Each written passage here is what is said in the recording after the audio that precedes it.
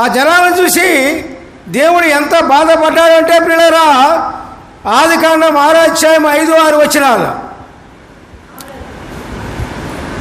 6వ అధ్యాయము 5-6 వచనాలు.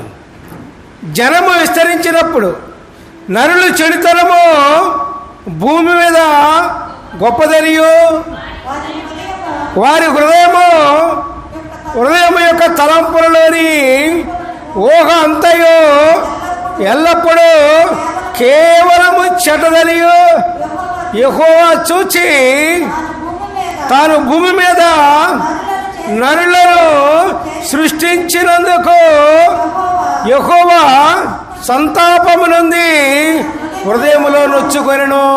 చూశారండి, చూశారా పిల్లారా? మరి జనాల చెడుతనము చూసి దేవుడు ఎంతో బాధపడుతున్నాడు.